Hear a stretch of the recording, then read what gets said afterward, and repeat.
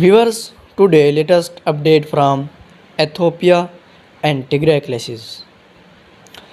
Viewers, at least 15 people were killed and more than 20 others wounded in clashes between Ethiopia, Somali and Afar regional troops.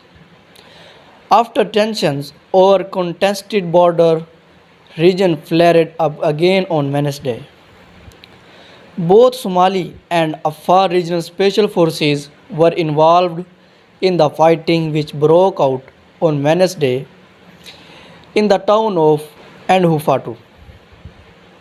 Somali regional officials blame Afar troops for the renewed clashes and said a contested border town held by their forces came under attack.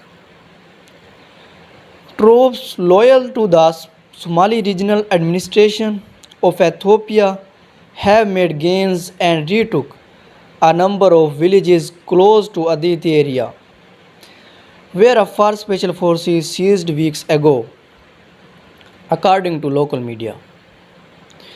Conflict between the two ethnic groups in Ethiopia spilled into neighboring Djibouti last month, where at least 10 people died in clashes between two mobs.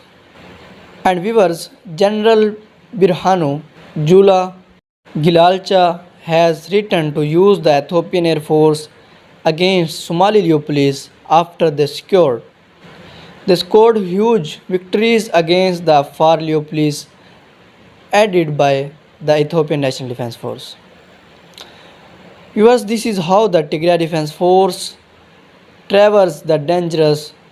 They cross river with these suspended timbers and climb mountains with fragile bridges in order to reach the liberation of their entire land from the aggression and siege imposed by Abiy Ahmed on the Tigray people. And viewers, on Brahel front, Afar forces pushed back TPLF into Tigray, but in Mainville, TPLF looters raided the local food stocks, leaving considerable community hungry. Their civilians targeted violence displaced tens of thousands households. According to the Oromia sources, is that Oromia Liberation Front slams Ethiopia's Rights Commission report on recent East Wolega conflict, calls for independent investigation and accused it of omitting the atrocities committed by the Amhara militias and government forces on Oromo civilians. OLF slams Right Commission report on recent East Wolega conflict, calls for independent investigation are the standard. Viewers, on the other side, Ethiopia using Amhara forces as barrier troops.